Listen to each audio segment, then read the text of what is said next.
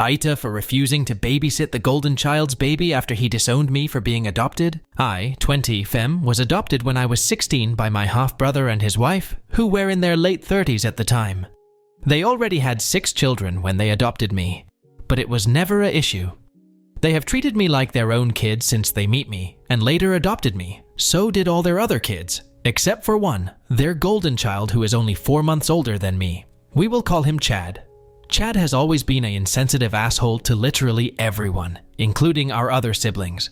He would literally fist fight our older sister, say horrible and mean things to everyone, and get away with it. He also had extreme anger issues that would case broken doors, holes in walls, etc. He also got to do everything me and my sister were never able to do. Got a free car, go out at night, ECT. When we were still in school together during high school, he got up in front of our whole class year and told everyone I wasn't his sister and never would be. He then told me in front of his friends that I would never be a part of his family and I should just get over it, and walked off. This was not a one and done thing. He would keep doing this up until he moved out, and I stopped talking to him. Golden Boy once again got the limelight of the family after he got married right after high school, moved out to his wife's family's house, and then had a baby, the first grandbaby. Since this has happened, I have stayed as far away from him as possible, only seeing him for family pictures every year, because our mother asks. Recently, I decided to come forward to our mom about what he said and did, because she was upset about how I was distancing myself from him. She basically pulled the "that's still my kid and it's my first grandbaby" card as the reason she wasn't going to be upset over it. I didn't really care, to be honest. I knew it wasn't going to change her mind on her kid anyway. Out of nowhere, I got a message begging me to come to babysit for them because you're the only one who can deal with these kinds of babies, because no one will help. Apparently, they are weaning their kid off of breastfeeding, and the baby is extremely clingy because of that. And the fact that the mom is a germ phobia who has basically isolated this kid since birth, it literal has only been held by like 6 people since it's been born. They know I don't sleep for the most part because I'm an insomniac with ADHD, and I also am not bothered by crying. For some reason, I can sit for hours with the baby crying, and it doesn't bother me. Can't tell if that's a blessing or a curse at this point. My sister is mad at me because apparently they haven't asked anyone else in the family for help but me, and everyone wants to go see this baby. Am I the asshole for not wanting to be around or take care of the baby because its father said that I'm not a part of his family? Update. I ended up talking to 2 of my friends from high school. They were actually there during multiple occasions when Chad Public said all that stuff. I talked with them for a little while. One of these friends actually came over almost weekly when I was still living at my parents' home, so she firsthand understands my family. We talked and we all mutually agreed. I go this once, see if we can't mend things. If not, I can tell my mom and sister I tried, and we are done with the whole thing. And if the whole negative thing with my family keeps up, I will cut them off for good. So I accepted to go babysit. I went over to Chad's house around 8 p.m. As soon as I showed up, I was greeted by Chad's wife, who was extremely happy to see me. She was tired. You could just tell she had the "I have a 1-year-old" face going on. She talked to me for a few minutes about how happy she was I came over, and how she was glad to be going out with Chad. I kinda just listened to her go on and on before she finally got to the baby. Let's call him Seth. She explained to me his night route, feedings, etc. Nothing too big. Then she got to the end where she started going on about how he was having crying fits at night and how he wouldn't get to sleep until mid-morning. I was a little on that, but all babies have different routes, I guess. She then said they would only be gone about 4 hours and that they would be home around like 12:31 at most. After this, Chad shows up from their room, literally starts talking to his wife, looks at me, and then just looks me over for a minute and gives me a small wave and nod before heading out of the house. His wife follows and simply tells me to call or text if I need anything. For a minute, I was just stunned, but went to work to see Seth, which was odd because it was my first time seeing him in person and not in the photos that are hung around our partner's house. In person, he is the cutest little baby ever. He was fine the whole time, and he only cried because there was no one in the room, not because of the weaning.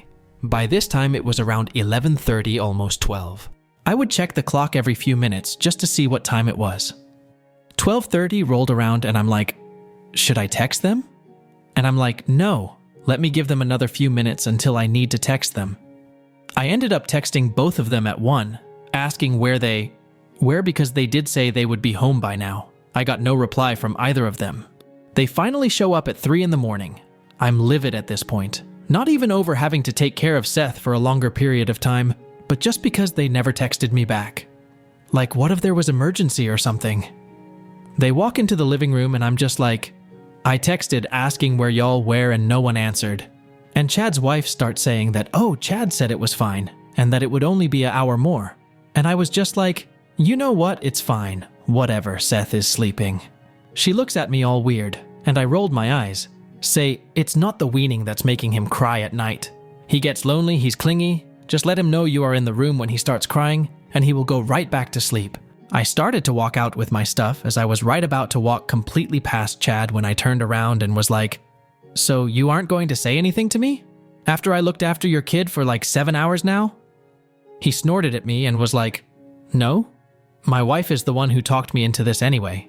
Pissed off at this point, I said, so this wasn't, I don't know, possibly a way to be able to apologize for high school? Or maybe all those other times you decide to outcast me from the family? Because I was under the impression that maybe you want to patch things up because of you asking me of all people to watch your kid. He sat there for a minute and just said, why should I apologize? Because literally nothing from high school has changed. Man, you really do need to just grow up and understand that me and my wife aren't going to cater to you like mom and dad did because you're adopted. You ain't our family and you won't ever be. At this point, I just got in my car and left. I ended up texting my mom about all of it, thinking she would get it in the morning when she woke up. No, of course she had to be awake. She apparently told Chad's wife about the conversation we had about all the stuff Chad had said and done to me in school. Apparently his wife felt bad because she had an adopted sister too, and felt horrible that Chad had done and said all those things. Apparently mom didn't know about Chad asking about the babysitting thing until now, and she started talking to the wife, who is now upset. Apparently she thought Chad would have changed since then, and didn't think he will act the way he did when I left.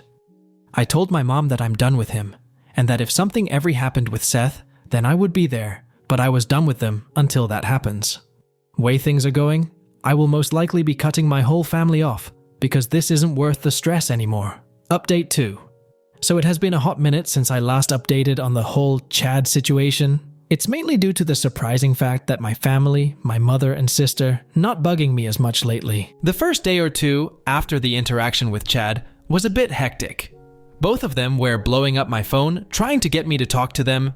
Mostly my mom just making excuses for Chad and my sister, trying to basically just tell me to get over it. I ended up telling the both of them, in text and over the phone, that I was over it, and I would be cutting myself off completely from Chad and his little family. This sparked some anger, but my mother soon went quiet, and later my sister. Everything seemed to be going pretty good after that for a while. That was until a week later, when my sister showed up, unannounced at my apartment, demanding that I take the blessing of getting to be around Chad's sheltered child when no one else seemed to be able to. Basically acting like it was some huge honor that I was asked to babysit. I almost snapped. I wanted to call her a bitch and to get off my property and not come back because I was just so sick of it. But I didn't. From my doorstep, I told her that if she wanted to see the baby so bad, just go over and see it. It wasn't my issue to deal with, and I slammed the door in her face and watched her leave. It's been radio silent for a while now, until earlier this week. I was scrolling on Instagram when I noticed that my oldest brother, the one that I get along super well and supported me about curing Chad off, his girlfriend of 4 years and the same age as me, are now engaged and posted pictures of the proposal. I noticed the post had been made last week, but no one had told me? Not even my mother? I texted my brother's girlfriend asking her about literally everything that was happening. She was surprised because my mother had said she had told everyone in the family about the wedding. She then told me that they would be holding a family meeting at my parents' house to talk about the wedding plans. I said, okay. The meeting was for today, around dinner time. I showed up and walked into the house and noticed that a lot of stuff was different decoration-wise. My parents had our family photos all arranged around the living room, and a few random frames with multiple small photos in them as well. I noticed that they had replaced multiple small photos of specifically me from the frames, and replaced them with now pictures of Chad and his wife and my older brother and his girlfriend. What were maybe 6 pictures of me on any of the walls? There were now 2. A baby picture of me and my senior high school photo that are now in the hallway, not even the living room. I ignored it and didn't say anything. After a while, everyone showed up, except for, of course, Chad, who my mom pulled he wanted to spend time with his baby. They all started talking about the people plans of the part, aka people who were going to be key parts of the wedding cast. I tried my best to listen and take in all of what my brother's girlfriend was saying. I noticed by the end of it all, my name was literally never added into any of the main plans. I wasn't mentioned at all for another in the plans. I stated to question why I was there if I wasn't going to be in the main plans of the wedding. I was kinda like, why not just send me an invitation then? I went home and texted his girlfriend, asking about what had happened at the little meeting. Apparently, my mother had told her that I wouldn't want to be involved in any of the wedding stuff, and that it wasn't my thing. She called me unfeminine, and that I wouldn't like doing any kind of bridal stuff because I'm not girly. She then said everything was set in stone now. My older sister is going to be a bridesmaid, and my little sister is to be a flower girl. My little brother will be the ring holder, and my other little brother and Chad will be groomsmen. And apparently my mother also told her that because of what happened with Chad, that I shouldn't be sat at the family table, but at a guest table. I will just be another guest at the wedding. I didn't really say anything back because it hurt. It hurt that my mother would say that about me, that I was infeminine, and that just because I myself didn't do a lot of girly things in my spare time, I wasn't going to be able or enjoy doing something like a wedding or be a bridesmaid. I can't believe she would say that about me. To be honest, I don't know if I'm even going to go. The wedding is scheduled for the end of the year. It sounds stupid and petty, but this hurt me. It hurt that I'm being outcasted, most likely due to Chad once again. And as I am typing this, my sister is texting me about how she is helping plan all the bride stuff. Honestly, I'm going to leave it off at this for right now because I don't know how to even feel, if you know what I mean right now.